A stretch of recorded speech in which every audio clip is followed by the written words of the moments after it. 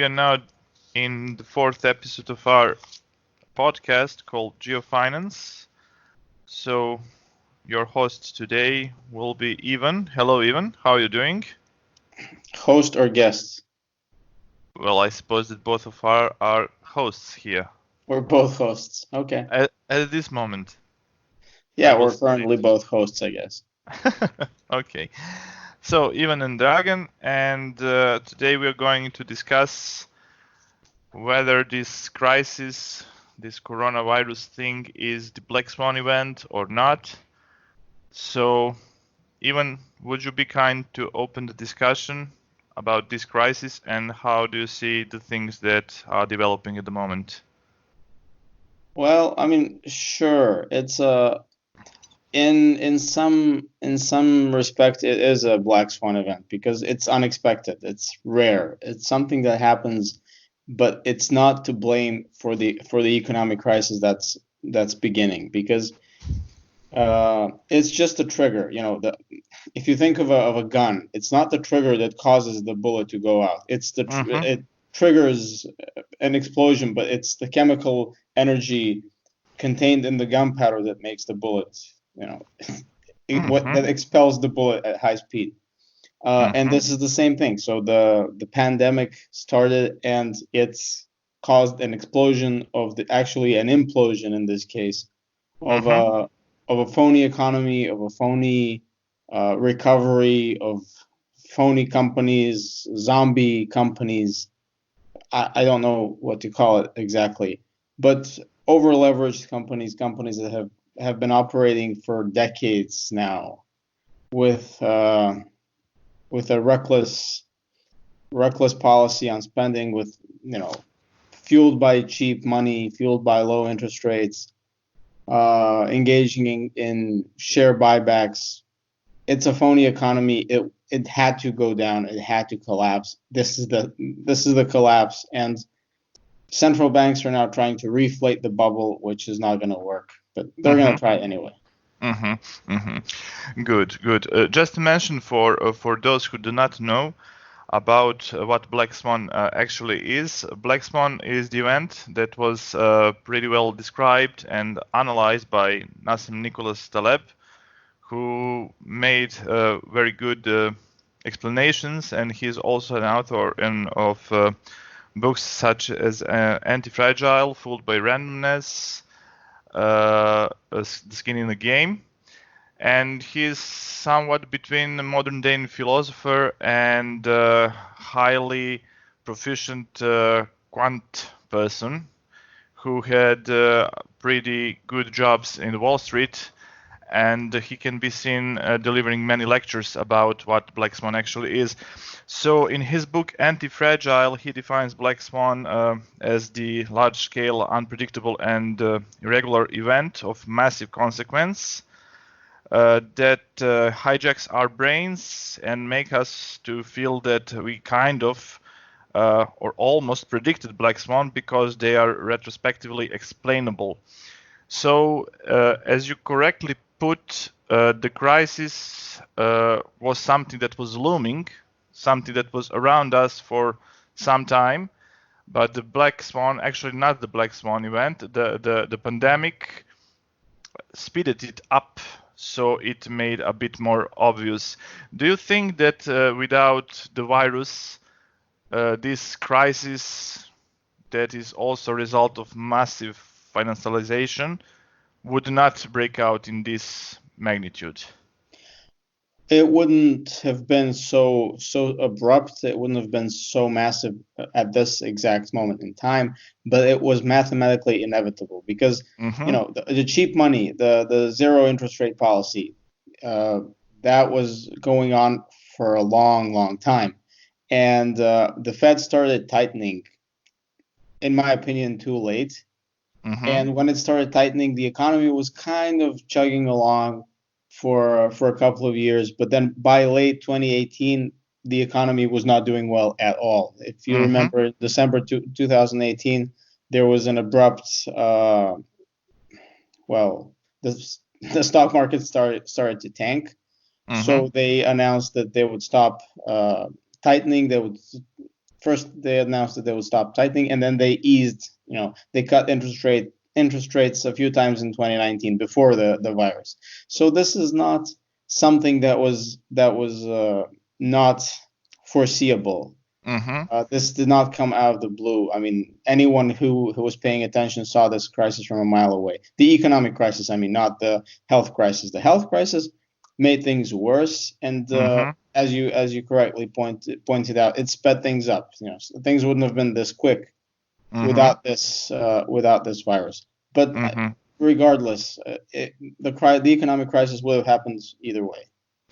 Yes, certainly. What's going to happen with the world trade? I mean, we can already witness that there has been some change in the way of understanding the state, the international trade flows, the globalization. So most likely we're going to witness even more fragmentation in this sense, right? Well, I'm not exactly sure what you mean by even more fragmentation, because so far globalization has connected the world in a way that it's never been connected before. And over the past couple of decades, really, it looked like increasingly like a single world economy. Like it wasn't fragmented into national economies, because especially in the EU, but also in North America with NAFTA, trade with the United States. I mean, imports from other countries into the United States, that was a major thing, because the U.S. is probably the world's largest export market for other countries. So tariffs were very low. There was effectively no tariffs or very low tariffs, and this health crisis primarily, will completely screw up those systems, those trade relations that were established. But that already started to change in the tariff war that's between the U.S. and China, started by Trump. Exactly.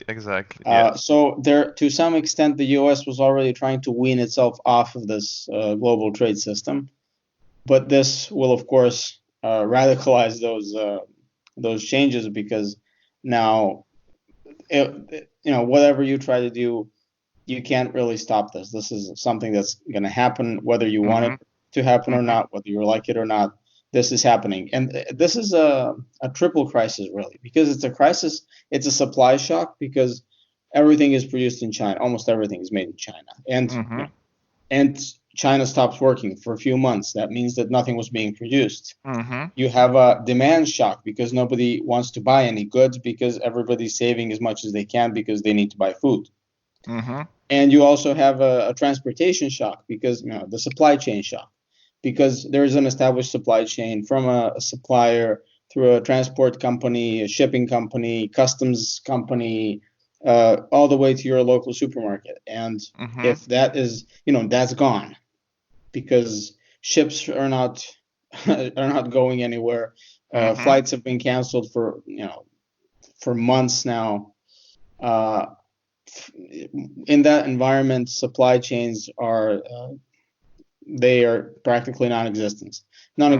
So it's very, very difficult for companies to adapt to this kind of to these circumstances that we're seeing now. So there will be a massive fallout from this, in terms of trade, in terms of imports, exports, all of that. Yes. Okay. Let us go back in history regarding those developments. So before the First World War, the world economy was far more integrated than after the Second World War, and many theorists state that it resembles the situation before this pandemic. So actually, the world had already been integrated at some point. Then the World War One arrived, and again after the Second World War, the market, the world market was not that well integrated. The trade volume between, for example, the United States and the Soviet Union was really, really low. So maybe after this pandemic, we are going to witness again this significant decrease in the level of integration. So perhaps it might be some kind of cyclical movements on global scale. Do you think that is going to be some kind of serious change in the understanding of risk, because many risk models and the forecasting had been based on the historical data, on the predictions that were going back to history and then trying to be presented into the future. Do you think that now some policymakers are going to make different plans when designing the models for the policy? Do you have any stance on this? It all depends on who's making the choices. Fortunately, in most countries in the West, governments don't really make the choices of who does business where and how. And I think that's very important because after every major crisis, World War I, you mentioned that it killed millions of people, and also there was a pandemic within World War I, the 1918 Spanish flu pandemic, which killed a lot of people. And then after World War I, you had the Weimar Republic, you had economic lack of economic stability in Europe and elsewhere, and World War II followed. So there wasn't enough time because it was just 20 years between the wars, the interbellum period. There was just 20 years, so there wasn't enough time for the global economy to go back to what it was. But then slowly, it takes time for the global economy to become more interconnected, and it's going to happen again. So this is not something that the governments can really decide. I mean, if you run a private business, you make a conscious decision of where to build a factory, where to manufacture things, whether to outsource or to produce domestically, how to do that. It depends on a million factors, of course. And I don't think really governments can change much. They can change some things using tariffs, using other measures that can make it more expensive for companies to produce abroad. But I think over time, I mean, this pandemic will pass and this economic crisis will pass. It's going to be a deep recession, probably a depression. It's going to last for a few years. A good few years, I would say at least 3, longer if governments try to intervene with it. But obviously it will pass, and then for a while the world will be less integrated than it was before. But I mean, over time it will become more integrated again, because yes, as you said, this is cyclical. And I think the first kind of breakdown in globalization can be seen around 1200 BC, when the famous sea peoples came and either conquered or disrupted many civilizations in the Mediterranean. The Egyptians, the Minoans, the Hittites, the Mycenaean Greeks, they were all affected by the sea peoples. We have no idea who these sea peoples were, but we see that, I mean, from the Mycenaean Greeks, from the time of the Trojan War, Greece effectively stood still for another 300, 400 years before the Iliad was written down. That's the period. It took 300, 400 years for the economy to go back to what it was in Mycenaean times in the Eastern Mediterranean. Before that, everything was interconnected. So nowadays, with the technology that we have, it doesn't take 300 years. Now it happens a lot faster, but it takes some time to get reconnected to all of the suppliers, all of the customers. It takes time, but eventually the world will become well connected again. Okay, so the biggest issue might be the trust, the level of trust that we're going to have after this pandemic. Oh yeah, because we are seeing. You mentioned that before. The level of risk and level of trust. That's very interesting in this context, because a lot of companies have been moved to China, and production has been moved to China. And now I think that with the lack of trust in the Chinese government, the lack of trust in the Chinese system of governance, and also due to rising wages in China, I think the companies will choose to move production outside of China.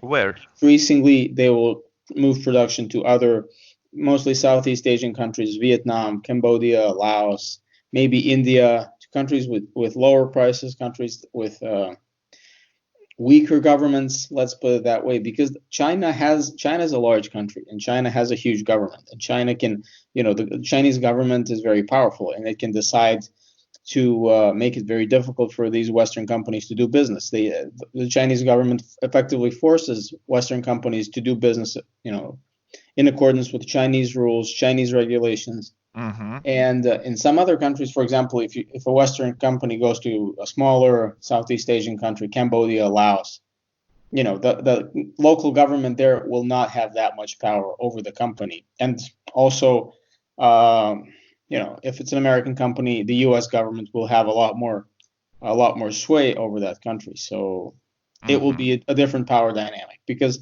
China used to be very poor. It used to be very underdeveloped. Over the past 40 years, China has grown tremendously, both in terms of economic wealth and in terms of, obviously, political power. And the influence, and also the power that it projects or tries to project to other regions. Yeah, of course. China is probably, I mean, in terms of purchasing power parity, China is the world's largest economy, and it has over 1 billion people. It has a huge middle class. It has a very powerful political elite, powerful military. It has advanced weapons. It has technology. It's not to be underestimated Of course under not. any circumstances. Of course not. But however, it will take some time. I mean, before China would be capable of overtaking the US in the global context.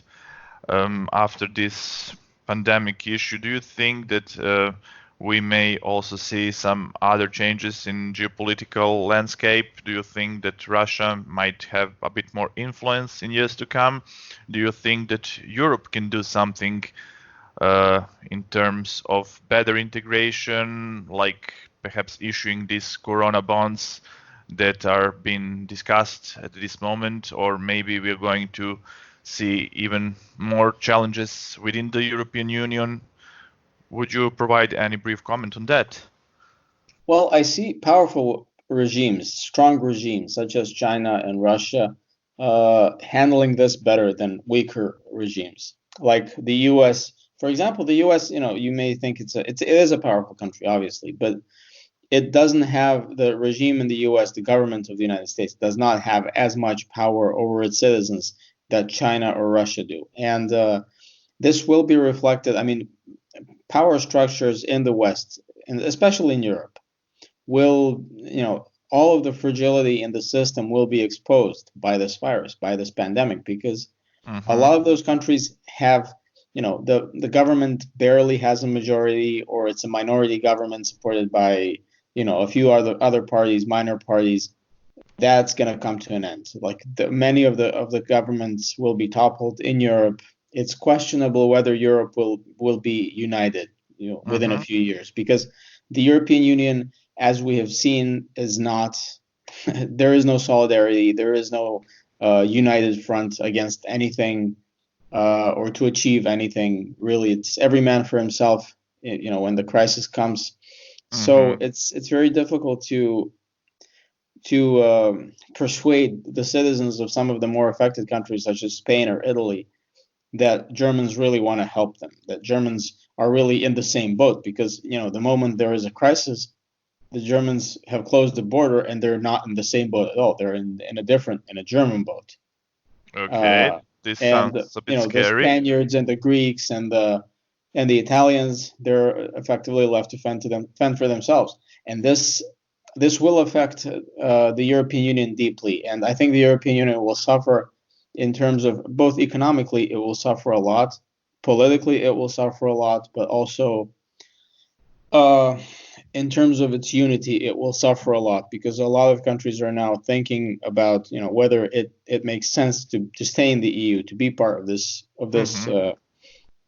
organization, which doesn't really take into account their interests, the interests of their people.